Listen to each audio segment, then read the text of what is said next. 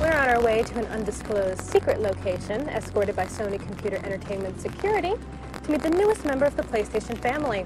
With the formal announcement at this year's E3, everyone wants to get their hands on the new PSP Go. And that's exactly what we're going to do. We just don't know where yet. Nice suit.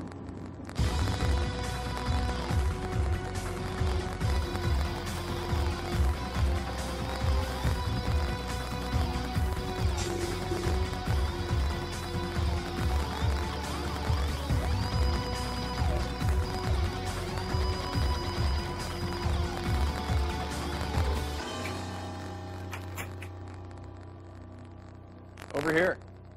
Veronica, glad you could make it. Thanks for coming. Have a seat. I think there's something here you might want to take a look at. Is all that really necessary? We've got top secret information. Are you ready? I am. Well, come to Mama. Wow, it's so tiny. It's so much smaller. But wait a second, where is everything? Try sliding. That's how you play the game. I get it now. So fill me in. What's this all about? So this is our newest PSP. It's called the PSP Go. All right, so I want the nitty-gritty tech specs on this baby. No problem. Down and dirty. So it's a 3.8-inch screen. It's 43% lighter than the PSP 3000.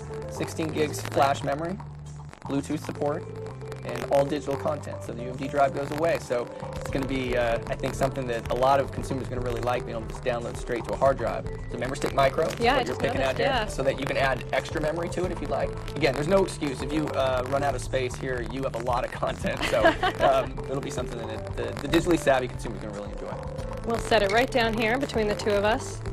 So tell me more about the digital content. I mean, is it mainly going to be games, or are there going to be TV shows and movies as well? Yeah, so there'll be a mixture. So, you know, a lot of the emphasis will be on games, and I think a lot of the people buying it initially will say, I just want to buy games, and there's games like Gran Turismo that are being announced at E3, and Little Big Planet we announced before, and Jak and Daxter, and there's even a new Metal Gear Solid coming. So all of those games will be available. But then there's movies, and all the first-run movies that you can rent or buy through the PlayStation Network, and TV shows, as you mentioned, as well. So you can bring so much content over with you and fill it up on that 16 gigs flash memory. Well, since it is called the PSP Go, I imagine it would work with remote play as well. Integration with PS3 is very important to us, and it works just like PSP 3000, and that's a growing use. A lot of people like to be able to take their content from their PS3 with them on the go. What are the main differences between this and the PSP 3000? The first is the onboard memory, the flash memory, 16 gigs of space. There's Bluetooth support as well, so if you have a Bluetooth headset, you can actually tether it to your cell phone as well. But ultimately, it's the portability, and bringing that content with you in a smaller form factor.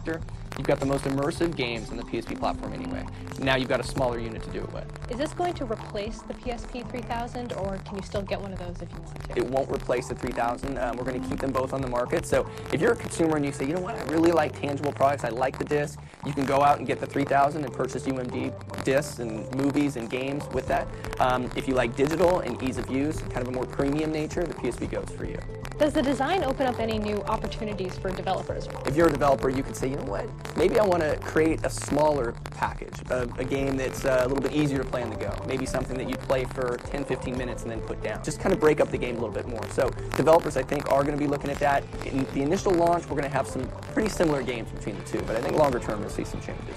There have been a lot of rumors about the future of the PSP, and this device in particular has been very cloaked in secrecy for the past few months. Why this? Why now? Well, it's, you know, I think it's relevant. I think in this particular case, we always look to push innovation. For us, we wanted to get into digital and really kind of meet the needs of our consumer. More and more consumers are going online to purchase music, and they're starting to purchase games, and they're purchasing some movies. We always want to be ahead of that curve. We look at each of our products as 10-year life cycle products, so this needs to live on. Our view of the world is, you know, digital is going to become more and more important as we go along here, and ease of use factors make it that much more important. Does it speak to Sony's long-term strategy to have downloadable content as opposed to hard media? We're going to look at kind of a shared strategy there, actually. Hard media, tangible goods have their place, and I think that many consumers say, you know what, I'd really like to be able to just hold that disc. But there's certainly a growing segment culturally that want to be able to have digital goods. They've grown up with being able to download movies and music, and now they can download games. This is clearly the start of something really cool with the PSP Go. Where do you see it going in the future?